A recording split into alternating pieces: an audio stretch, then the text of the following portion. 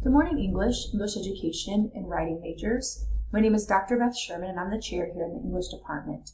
Before you go over more advising information and start to think about your spring schedule and your longer term schedule with your advisor, I wanted to give you some general information about our programs in the English department to help guide you in that decision making. So to get us started, for those of you who are seniors, you will be graduating under what we consider our old program. So for those of you who are seniors, most of this information does not apply to you, and you will just finish your senior year with the courses that you have planned to graduate under the program that you came in under. For those of you who are freshmen, sophomores, or juniors, you guys will graduate under our new program, which are the changes that I'm going to be talking to you about today. So for starters, one of the major changes that we made to our program is that we reduced the number of hours that are required for the English major. The reason that we did this was not so that you took fewer courses within the English department, because we'd love for you to continue to take as many courses as possible within the English department, but we wanted to give you some choice in how you round out those 128 hours that you need to graduate. So this will allow for you to complete a double major or at least one minor, if not multiple minors. So for those of you who are English majors, we'd like you to consider what other major or what minors will fit best with your career or further education decisions. So that's something that you're going to want to think about. That's something that you're going to want to talk to your advisor about in terms of what the best fit for you is. So that may be an English major with a writing minor. That might be an English major with a literature minor. That may be an English major with both of those, or an ESL minor, or a double with English and writing. And of course, you're more than welcome to choose a major or a minor in another department as well. But so you have a lot of choice there, and so thinking about the future and your career goals, that should help guide you in making decisions about what you want to pick up in addition to your English major. Another major change is that you have more choices in how you complete those 36 hours for the English major. So I'm going to talk more about that in a minute with the different banks that you have available to you. But so you know, you will have additional choice. And so again, you want to be thinking about your future and your education and career goals in making decisions about which courses will be the best courses for you within the umbrellas of literature, writing, and language and literacy. For the other changes in our major requirements, you will notice that we now have a set core of courses that all students will take. So I'll talk more about that in a minute, but those changes include everyone now taking a writing theory course. The writing theory course will be offered for the first time in the spring. So for those of you who are juniors, you will want to register for the writing theory course. Those of you who are sophomores are also welcome to register for the writing theory course. That course will be appropriate for sophomores and for juniors. For those of you who are juniors, the senior seminar course will now be a 3-hour course. So that course is not offered until the fall of your senior year and every fall moving forward. So that's something to pay attention to when we get to the spring, that you're registering in the fall of your senior year for the new 3-hour senior seminar course, which will allow you to complete a scholarship project, which you'll find out more information about in the junior seminar. So for those of you who are juniors, another course that you will want to make sure that you are registering for the spring is the junior seminar course. So this is a new course, and in this course you're going to be starting to work on your scholarship project, which is a new requirement for the major. So make sure that you look for that and include that on your schedule. For those of you who are freshmen and sophomores, you will wait to take the junior seminar course until your junior year. So as I mentioned, the way that the major is laid out is that whether you are an English major or writing major, you will take a core set of courses. So this will be your foundation for the other courses that you'll take in the department. So you are already in or have taken Intro to English Studies. You will now take theory courses in both literature and writing. You will take an Understanding Language course, and then you will take that junior seminar followed by the senior seminar. So these will be required courses as core courses for all of the English and the writing majors. You will notice on this Google slideshow, which Brittany sent to you, that I have included links to each of the guide sheets. So whether you're English or whether you're English education, the writing major one is later in the slideshow, but you can see and click right into the requirements for the courses that you need to complete for the major.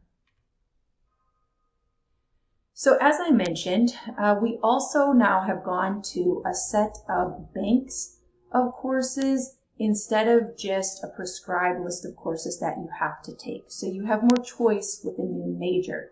So the banks are divided into language and literacy, writing, and literature. So as you're making decisions about which courses will be best for your future career and education goals, this is something that you will want to talk to your advisor about. So sure, you can also pick courses that sound interesting to you, and we welcome you to do so, but you're also going to want to be thinking about what do you hope to do with your English major when you graduate, because that will best help guide you to courses that you choose.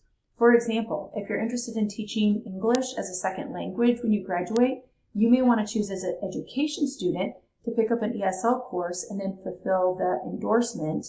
And then those of you who are straight English majors, you don't need to do the endorsement, but you may still want to pick up an ESL course. Even if you're not going to fulfill the minor, an ESL course can still help you if that's part of your future career goals. So as you're making decisions about which courses you take, again, consult with your advisor, think about your future career goals, and that can guide you in making those decisions. In addition, you see that you will take an additional upper division course, and that too can be guided by your future goals. In addition to the banks, we are also now requiring a Capstone Experience. We're requiring the Capstone Experience because this is going to give you an experience that will go in some ways above and beyond just the courses that you're completing. So one way that you can fulfill this requirement is to take an additional 400 level course, whether that's ENGL or LIT, but you have some other options in this bank too that give you some of that real world experience. So you may want to do an internship, for example. You may want to do a study abroad experience or departmental honors where you are going to pursue a scholarship project in an area of your interest. So that's something that you may want to think about and again talk to your advisor about. For those of you who are English education, you will fulfill this requirement through your student teaching experience. And so you do not have to pick up one of these others, but you're still more than welcome to do so. We have students who are in English education who still end up doing a departmental honors project, for example, or even a study abroad experience. Other things to keep in mind as you are making a decision about your schedule is when our courses are offered. So because we are a relatively small department and a small group of majors, there are several courses that are offered only fall only, spring only, or a few courses that are only offered every other year, such as young adult literature.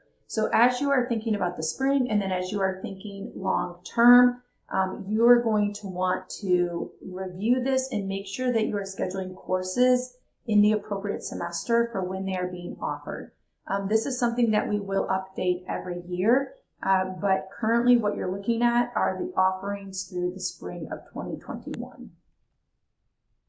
Beyond thinking about when the courses are offered and which courses will be most appropriate for you, we also want you to keep in mind some general information that we just are always mindful of when we are registering for courses. So this includes things such as making sure that you're taking 100 and 200 levels before you're taking 300 and 400 levels. Making sure that you are talking to your advisor throughout the entire process. So sure, you meet with your advisor when you are registering for spring courses and every semester, and your advisor has to approve your set list of courses so we can make sure that you're on the right track. But you also want to meet with your advisor throughout the semester if you do have any questions, concerns about courses that you're taking, other things that you're interested in and trying to plan for. And so your advisors, we are here to help you as you make decisions for classes, but beyond that, we are here to consult with and talk to you about how you can make decisions about minors and about courses as they fit with your future career goals.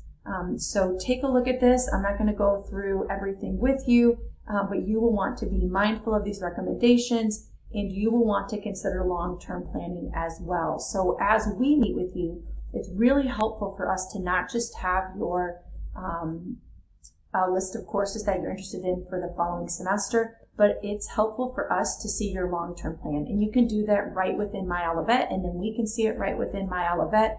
And so if you're planning to study abroad, for example, the spring of your senior year, then that will help us to make sure that we have all of those spring-only courses that you need to graduate taken by the spring of your junior year. So again, you're noticing that I'm stressing you want to plan long-term. If things change, that's not a problem, but at least you have a long-term plan, and that helps all of us to make sure that you are meeting all the requirements and prepared for what you need for graduation. So as you've heard me mention, we now have a new writing major, which we are really excited about. That's official as of the fall of 2020. So for those of you who attempted to declare that you wanted to be a writing major in the spring, they may not have let you do so yet because that wasn't officially on the books. Well, now the new writing major is here. And so if you have not declared the writing major and you are interested in the writing major, please make sure that you fill out the appropriate paperwork with the registrar so they know that you're a writing major, so we know that you're a writing major, so we can give you the information that you need. For those of you who are considering writing as a major, it will be helpful to know that the writing major on top of your English major will be an additional 20 hours. So for a major, that's a small major, the writing major is only 33 hours. But if you're an English major, you can pick up the writing major as a double with an additional only 20 hours. So this may be something that is appealing to you. So you can click into the guide sheet to find out more information about the writing major if that's something that is interesting to you. For those of you who are education majors, remember that there are additional requirements. You will get a lot of this information from the School of Education. I'm also more than happy to answer any questions that you have as our English education liaison. Also, your go-to information can be found at the teacher education page in My Olivet. And so if you click into My Olivet, you will see there's all kinds of useful information, such as the student teaching application, EdTPA documents, and the teacher education handbook, which really gives you all of the rubrics and everything that you need throughout the program. So become familiar with that page, use that information as you need it. In addition, pay attention to other things like licensure requirement, which currently includes the content test and the EdTPA.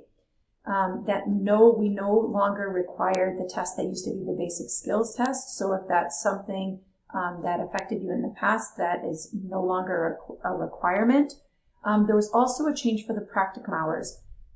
So the practicum hours for the teacher education program are no longer within each course. Instead, you have to register for those separately. So that will be EDUC 275, 375, 475, and those should be registered in the fall because you get your placement sometime in the fall semester, and then that placement is good for the entire year. So I want to make sure that you're registering for whatever practicum hours you need for that year right within the fall semester, so that you get that placement in the fall and then you get that for the entire year, and you have the entire year to complete those hours, but you have to register for those now separately from the course. Also, this won't affect those of you who are juniors until the next fall, but what used to be 394 has now changed to EDUC 392 because that includes a classroom management component that used to be taken your freshman or sophomore year. Now we're having you take that classroom management component your senior year because that's when it's most helpful as you will be going into student teaching your next semester. So again, those of you who are education, you'll also get information from them, but here's some overall changes that they've made to the program to be mindful of. Just to reiterate, we're here to help. So meet with your advisors, ask that person questions, and we are happy to help you as you're making plans about the best courses. So next, you're going to be transitioning to a time with your advisor, and you can talk more specifically about the spring and then your long-term planning. Thank you so much.